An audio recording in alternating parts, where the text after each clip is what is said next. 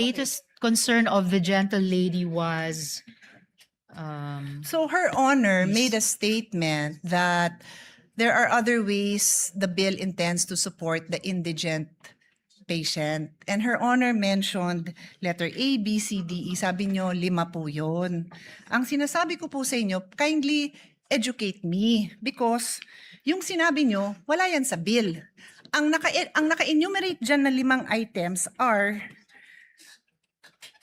it says the promissory note will be secured by any of the following. So may promissory note pa rin. So Her Honor is simply addressing dalawang sitwasyon natin. Sino ang kailangan magbigay ng promissory note at based dun sa dito sa amendment nyo, the indigents will no longer be required to execute a promissory note. Tapos dinagdag nyo, pero ito yung mga pwede nilang gawin. Wala nga ho yun. Yung sinabi nyo, wala sa bill nyo. Ang nasa bill, yung mga 5 items that are used to secure a promissory note. So that covers the people who need to pay a promissory note. So Her Honor has to clarify this because it's not, what she's saying is not in the bill. actually, Mr. President, it is in the bill. In fact, in answering this question, nag-take off po ako dun sa page 3, line 17, section 2, na kinwote ng gentle lady from Tagigan Pateros.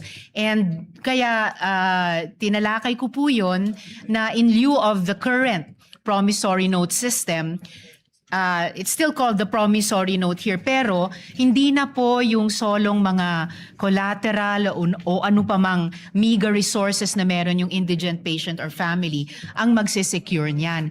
Ang magbaback up na po nun ay yung mga social protection agencies at saka government financial institutions natin tulad ng SSS, GSIS, PCSO, DSWD, DOH. So in effect, Can Her the Honor promissory specific- note, if I may just complete sure. this last sentence, the promissory note will no longer be issued by their lonesome nga po ng indigent patient and family, then bahala na sila sa buhay nila kung paano i-honor. In a way, it will be for the benefit of the hospital na mayroong, hindi yung mahirap na iyon, pero may government institutions na nagsisiguro sa kanila na you will be paid, Mr. President.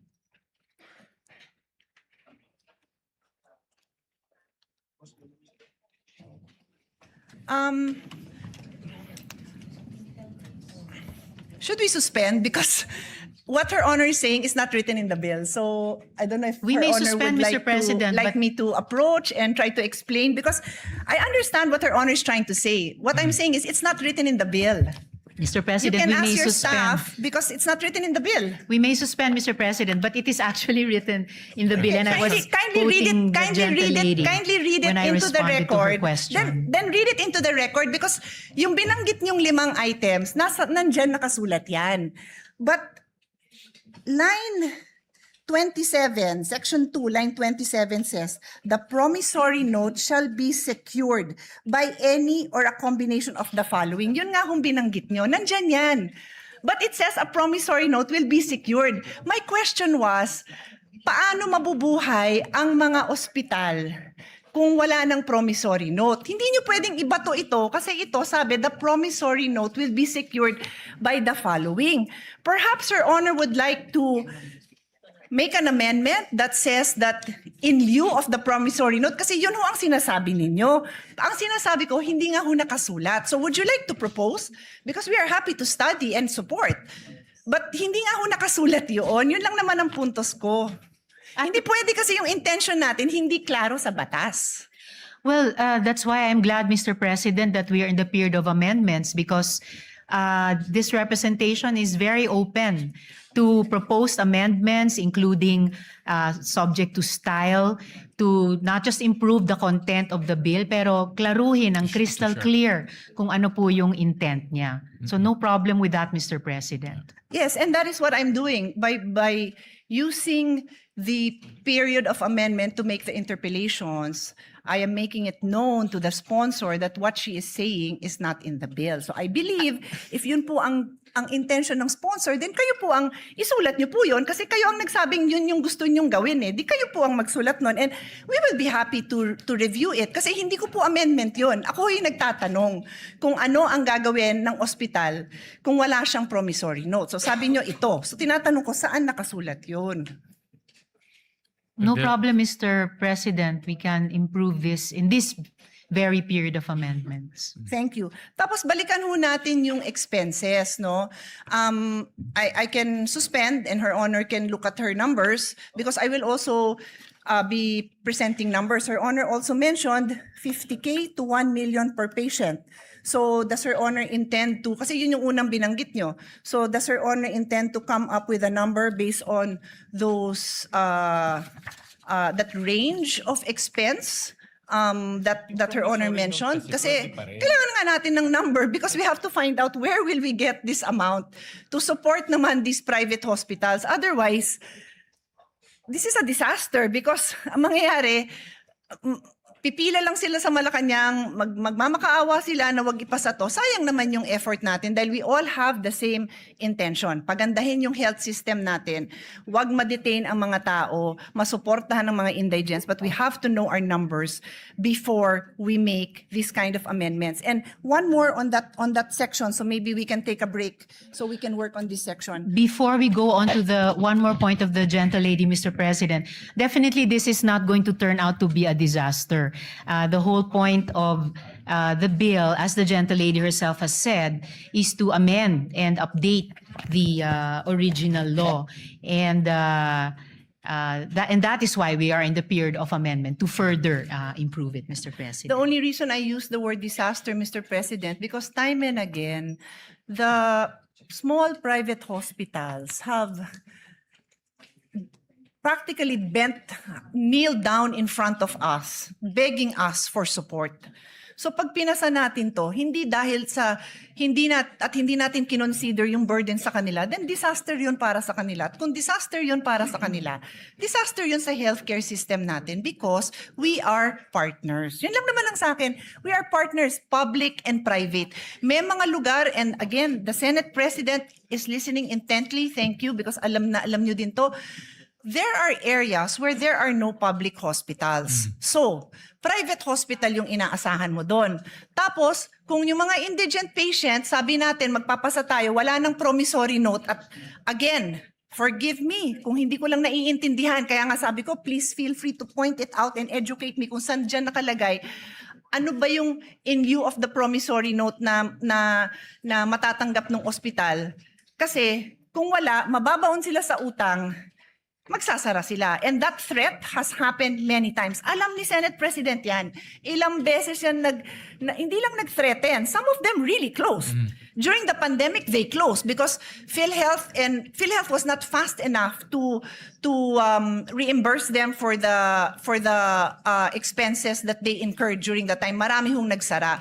So I'm just banking on experience to ensure that what we pass is a responsible response to this issue. So before I leave section 2, ang idadagdag ko is, did Her Honor take up during the hearings this possible amendment na lahat ng indigent patients wala ng promissory note? Na-take up ho ba yan sa hearing so that you would be able to hear the concerns of the different sectors, including the small private hospitals, the small clinic owners, yung mga lying-in clinic.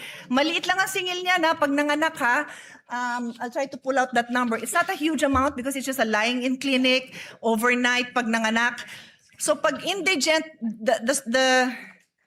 the amendment now is lahat ng indigent patients wala nang babayaran. Wala nang promissory note. Sorry, to be clear, wala nang promissory note. So, was this taken up during the hearing so that marinig natin yung side nila? No, Mr. President, it wasn't taken up to have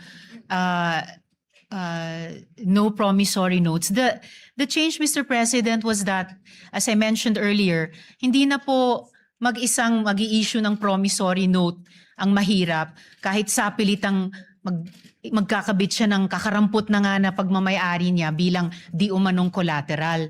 Ang magbaback up na po ng promissory note, which is now more a document for the benefit of the hospital ay ito nga pong mga social protection at saka government financial institutions na binanggit ko po kanina. So ang ibig niyo, Mr. so two President. things I want to establish. Number one, hindi niyo nga na-take up yan, pero ang impact nito napakalaki sa private hospitals. Wala silang chance na marinig ang side nila kasi hindi yan na-take up during the hearing. Ang sa akin naman po, I understand, no? May liberty naman po tayo mga parliamentarians na ma-take up sa floor ang mga iba-ibang amendment. Naintindihan ko naman po yun.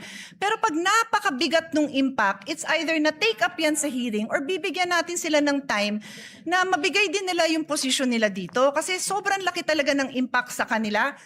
Please give me the number of private hospitals. 864 private hospitals. There are 864 private hospitals spread out all over the country. And like I said, there are certain areas where there are no public hospitals. So ang tatakbuhan lang ng tao, private hospitals. So kung hindi sila narinig sa hearing, sana man lang marinig din natin yung posisyon nila on this issue. And before, as I said, I leave Section 2. Your Honor If keeps... the gentlelady would allow, Of before we course. move to another No, I'm not leaving yet. point. I have another point on Section 2. If I may just respond to this latest point. I did not say po na hindi inimbita ang mga private hospitals. We did invite them to the hearing, and as far as we can remember, they had no opposition to changing the promissory note system, and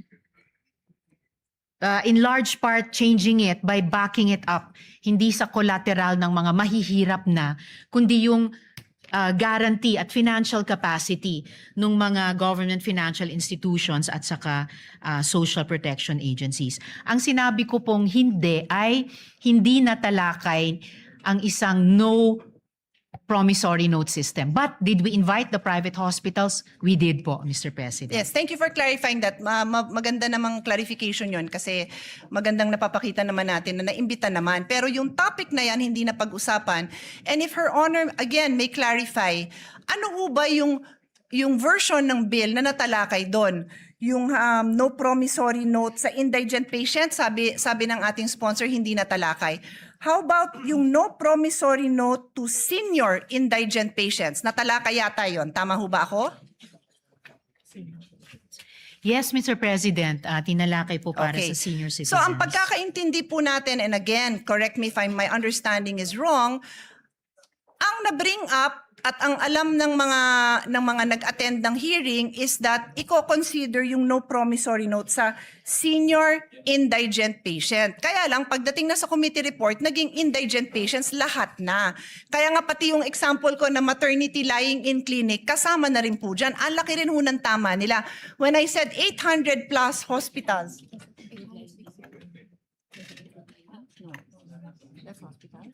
yung sinabi kong 864 na establishments, mga hospital po yun. Hindi pa kasama dyan yung lying in. Baka mas marami pa. So that's why I'm just asking, do we know? And I'm not a stickler for kailangan na take up yan sa hearing. Pero ang sa akin, I am a stickler for narinig ba natin yung concerns nila at yung side nila. If merong mag-advocate for them here, that's okay. If the sponsor has information that can assure us that protected din naman yung interest nila, that hindi naman sila mababankrupt, open naman din po tayo doon. That's the only reason I bring it up, Mr. President. Now, Yes, Mr. President, I do appreciate that. And kaya nga po, the bill, gusto niyang i-bring in yung financial power at stability ng mga government financial institutions natin, including nga po the pension institutions and the social protection departments. Additionally, Mr. President, looking at page 4, lines 14 to 17, yun po yung letter E dito po sa section 2 natin, assumed po doon yung coverage for the indigent and the financially incapacitated. Kasi nga po nakalagay dito, in lieu of a promissory note, a guarantee or a reference letter from DOH or DSWD ang mag-assume. So, as the gentlelady and I were starting to discuss earlier, we can, in this period of amendments, clarify the wordings to assume that promissory equals guarantee. So, a promissory note is a guarantee note of these agencies and institutions of government. So sa ngayon, no promissory note for senior citizens, but this representation is anticipating or it has an amendment from the Senate President na ang mako-cover all indigent patients. And I'm very willing to, I support that. So the amendment po, yung covering all indigent, I would accept. And that is also why, Mr. President, we are accepting, again, to reiterate, we are accepting the proposed amendment of the gentle lady for DOH to put eligibility criteria in recognition of her concern. And in fact, I already accepted that, Mr. President, last month for the record. And for the record, I have no issue covering indigent patients. I am just asking for the financial data so that we are assured that when we go into the budget debates, we will have the full support of all our colleagues to support this amount because mababankrupt nga ang mga private hospitals. And again, I am very willing to hear the numbers to ensure that hindi sila mababankrupt kasi yun lang naman yung objective natin, Mr. President, to ensure that we have a healthy health ecosystem na buhay ang ating private health institutions at nandyan yung mga support na kailangan nila. Kasi bago nga itong factor na dinadagdag natin. It's new. It's new. It does not exist now. Indigent patients are required to provide a promissory note, which means they have the legal obligation, to be clear sa mga nakikinig, they have the legal obligation to cover that amount. That is the meaning of a promissory note. You have Yes, a Mr. legal backing President. to cover that amount. So I understand what Her Honor is saying, that she has these government agencies that will provide, and Her Honor even mentioned letter E on the next page. Wala hong problema yon, pero I will just end this point, Mr. President, and ask Her Honor to read line 27, which is on page 3. Line 27 lang po, hanggang 30, kasi marami namang nakabura doon eh. Let's put it on record. The gentle lady would like me to read it.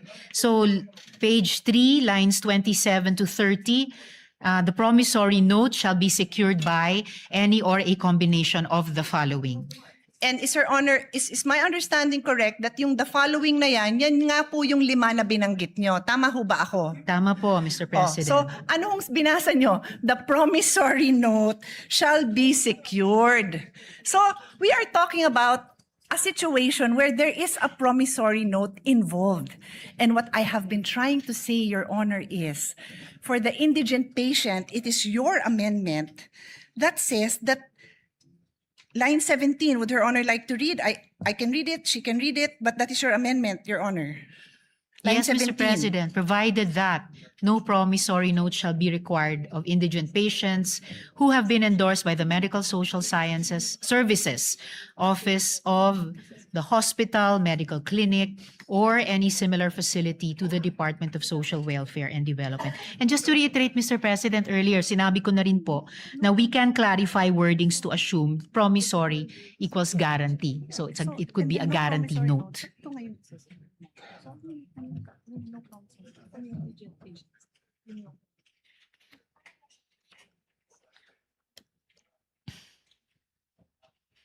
Saka wala rin naman pong changes sa Yes. Mr. President, assuming no sa budget allocation dahil nasa loob naman ng DOH at DSWD budgets yung MAIFIP at AIX respectively nila. Yun po yung intent din sa bill na to. Mr. President, Your Honor just read line 17, no promissory note shall be required of indigent patients.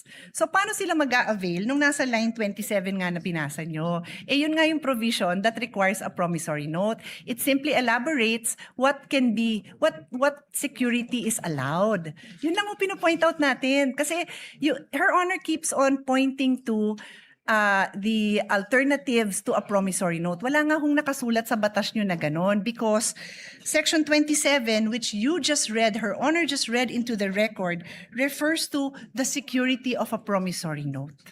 That's So why, you Mr. might require President, another provision, Your Honor. I am just trying to put into words your intentions kasi kayo ho ang may intention na ito eh.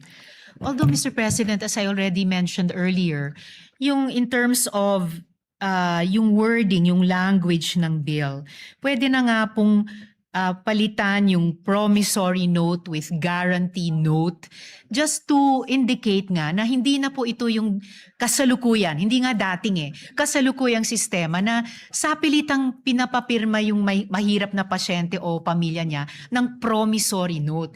Kahit halos wala siyang maidikit na collateral dyan.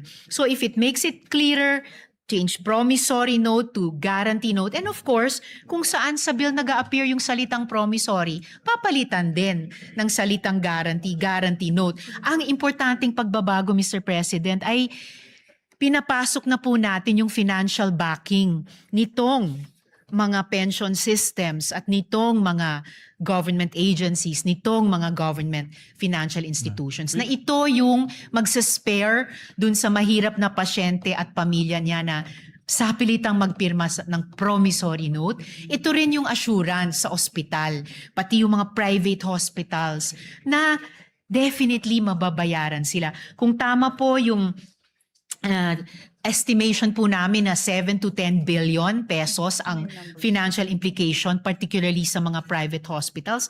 Certainly, pag sinuma natin yung financial might nitong nakalista sa 5 letters dito, kakayanin po nilang garantiyahan yan. And yan ang assurance na mababayaran ang mga ospital sa mga serbisyong ibinibigay nila sa mga indigents, Mr. President. With the kind permission of Senator Pia, the way I understand it, dalawa po yung categories, may indigent and non-indigent. Ang indigent, hindi na po pwede mag-issue ng promissory note. Dito papasok si DSWD para to assure the payment to the hospitals. For non-indigent, pwede pa rin mag-issue ng promissory note backed by the 5 different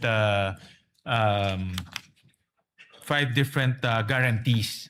So, in Maaari other po, words, Mr. That is President. I think correct. that's the way That it's is correct. structured. But So, that is correct. Yeah. So I think ang suggestion ko ho is to make it very clear that for indigent, it's the government that will assure the payment to the hospital so that yung Yes. operations nila, I see the point of Senator Pia, hindi ma-hamper yung operations nila. I think that should be stated clear in the bill. Para kung ako man si hospital, walang promissory note, si government na will step in and pay for my arrears. Yes, Mr. President, and will do to make it clearer. Pero salamat din sa pagbanggit kahit yung mga non-indigent, halimbawa yung mga middle class. Minsan kahit middle class po ay maaring kapusin. So this could be like a range of financial buffer para sa mga pasyente. Yung mga indigent talaga, at least masasandigan nila itong mga institusyon, and yung non-indigent, if necessary at kung magkakwalipika sa mga criteria, maaring mag-avail of din kahit partially. Pero syempre, alam naman po natin ang pinakamadalas na de-detain dahil may bill or may balanse pa sa bill ay yung mga mahihirap. So sila po yung aasahan sana natin dito sa 5 nakalista. Yeah, well, I suggest President. for the indigent, good sponsor, malista natin yung DSWD, DOH, PhilHealth, even PCSO, yung mga government institutions who provide assistance so that kung ako yung hospital, alam ko, assured din ako na mababayaran din ako. Yun ang, I think Senator Pia is correct in saying, pag maliit ka, wala ka ng, you rely on your cash flow eh. Pag mawawala yung cash flow na yun, mahirapan sila to continue with their operation. And we'll provide some suggestions to that effect. Salamat, Mr. President. So ngayon pa lang, I could see 2 possible conditions na isasama natin or criteria. Kapag indigent patients, no promissory note. And for other patients, maaring may promissory note pero backed up pa rin by the 5 securities bilang guarantee sa ospital. And I thank the good Senate President for those that additional guidance. Mr. President, we could suspend for the moment so that we can fix the provision with the staffs, both of the good gentlewoman and the Senate President. Yeah. So with that, Yes. Yeah. But what thank you for that. Thank you for the clarification. Mr. Senate President, because that's exactly what I was trying to say. All right. I was just pointing that out, that it is not clear where that money will come from. And what we have not established is what is that amount? Because I am prepared later on when we resume to show that the amount I have is much more than, I think Her Honor said 7 to 10 billion, if I'm not 5 mistaken. to 7 billion pesos. 5 to 7. The Mr. numbers I President. have are much bigger. I just want to study it a little bit more because it's not my goal to prolong this. I also want to Tama, pass 7 this. to 10, Pero I sorry. want to be responsible about this. Otherwise, I will have to make a reservation in the passage of this measure because when the budget time comes, or even before that comes, mark my word, pipila ang ating mga private hospitals to object to the passing of this. And we don't want that. No, we want them to know that it's a Senate that listens to the people and passes responsible bills. Thank you, Mr. President, for your clarification. Session Just correct my last note, Mr. President. 7 nga po, 7 to 10 billion pesos. My numbers are Thank you, much Mr. higher, Mr. President. President. Session suspended.